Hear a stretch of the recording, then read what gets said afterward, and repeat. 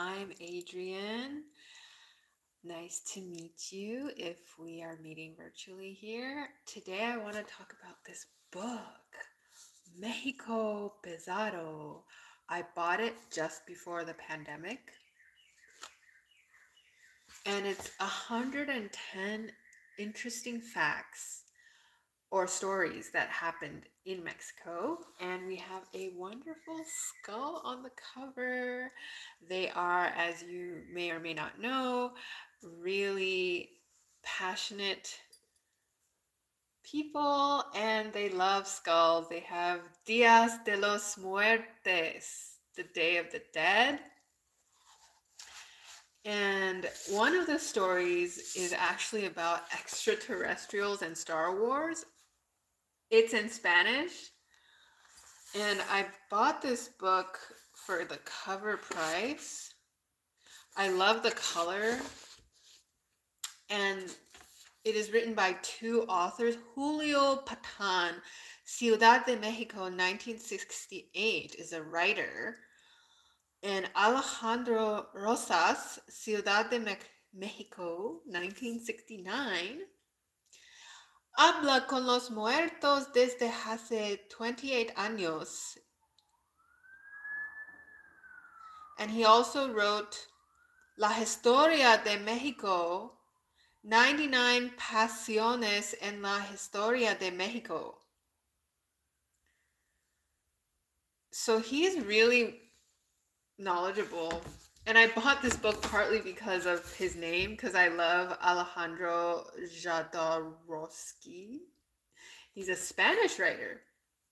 So yeah. I don't know which one's which, actually. This one could be the 1968 fellow. This one could be the 1969 fellow. I'm just guessing based on their appearances.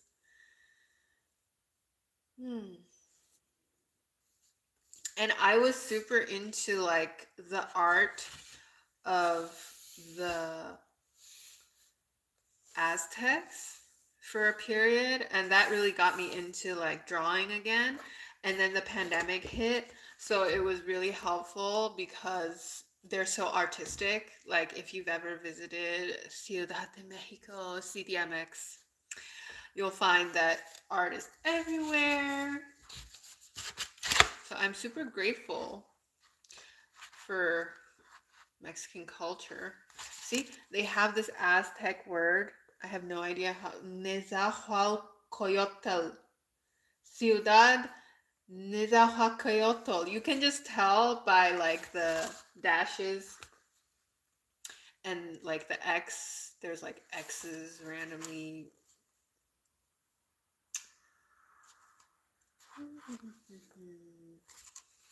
110 things. And then there's stuff about deep subjects. So if you're not like into narcos or deep stuff, maybe think twice before you purchase or read it. Yeah. Bizarre things about Mexico.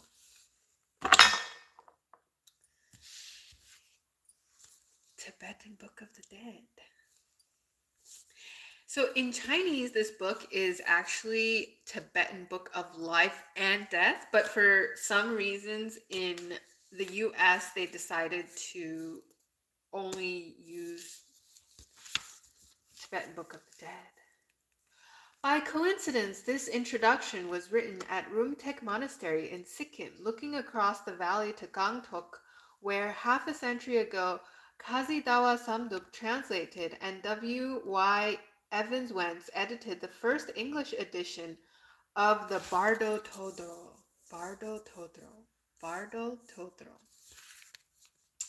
Bardo is the intermediate stage in Buddhism between life and reincarnation, between death and reincarnating to the next life. That's Bardo. I hope no one has died again. But yeah, recently in the US, there have been some really disturbing deaths. So I hope they swiftly become what they were meant to become and do not linger in other forms that are unsavory to other humans. A further link with them is provided by the fact that this new translation appeared as part of a series dedicated to Evans Wentz. Since their work is so widely known and has been the cause of so much interest in Buddhism, it may be asked why there is any need for a new version. Evans Wentz himself gives part of the answer in his own introduction, where he recognizes the pioneer character of the work.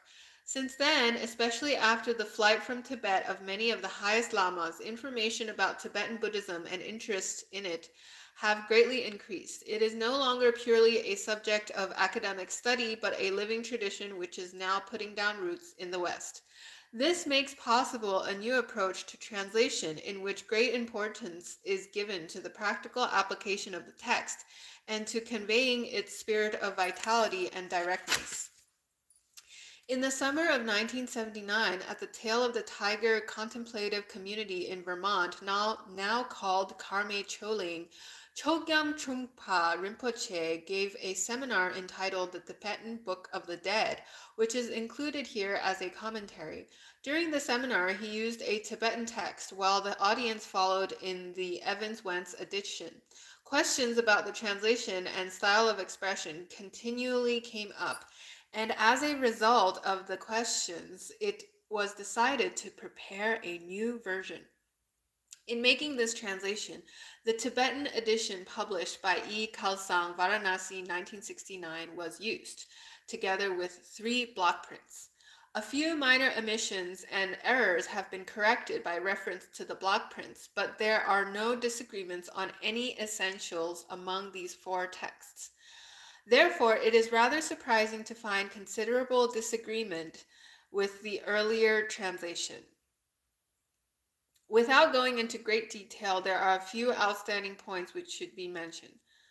Dawa Samdup has several times changed the translation from the original wording, considering it to be mistaken. In the notes, the editor quotes the Tibetan texts used, 1 manuscript and 1 block print, often adding that the translator has corrected certain words which are in error. Most of these alterations seem to have been made in order to reconcile the system of correspondences of deities, symbolic colors, and so on, with those found in other texts. The most striking example are the following. References are to the paperback edition, Oxford Press, 1960. On page 95, note 3, the feminine Kuntu Zangmo Samantabhadri is changed to the masculine Kuntu Zangpo Samantabhadra, who thus appears twice, but the whole point of this passage lies in the symbolism of the union of male and female. Aspects of the mind.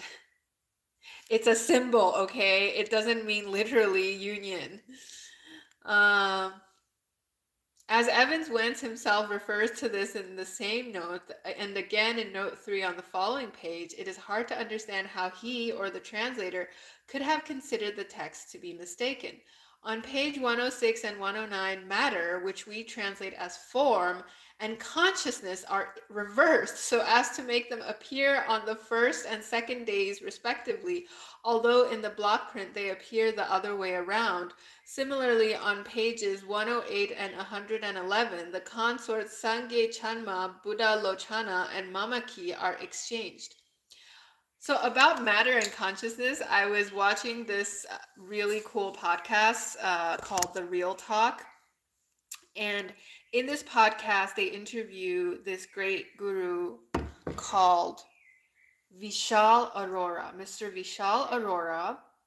He was a data scientist in the US, and he shared like this amazing story about him almost dying from black magic. And he was saved by this charitable American exorcist who used like a cross and other things to like get him out of trouble. And it's just a nice reminder to us that like basic human kindness exists, like regardless of color or creed in America. And in this talk, he was trying to tell these like Indian youths who seem kind of degenerate that E equals mc squared, a physics formula, is actually valid for magic as well, because he's now a gemstone specialist. He changed his profession from a data scientist to like a gemstone scientist. And you guys can follow him on astrologer Vishal Arora, Vishal And he was saying that with magic, you can transform things from energy to matter. And he gave this example of Neem Karoli Baba, who is the guru of Steve Jobs, that Neem Karoli Baba could turn water to ghee. Ghee is like oil that looks like, you know, candle wax, but it's edible. Candle wax is not edible. And that was his example for what he regarded as changing energy to matter. So yeah, that was some segments from the Tibetan Book of the Dead. And Mr. Vishal Arora is very friendly towards other people as well, partly because he has stayed in the US. So anyone who is interested in his service should definitely check him out. And finally, I just want to share like this ticket from the Archaeological Survey of India. If you guys have ever visited India, you know like there's so many cool places to go, which are not haunted. We are very grateful for all the people of India that, well, these places are not haunted. And you know, the first 5 on this ticket are reminiscent of Mughal architecture. Mughals were the Muslim rulers who ruled India for a period of time. And I think I got this ticket from visiting Qutub Minar because that's where I remember I was. And then we have the Buddha here. And then I think this is Sarnath. Where is Sarnath? This stupa. It's a stupa for collecting, you know, remains of great saints. And this ticket is 250 rupees. 250 rupees. I think they might have increased the price since then.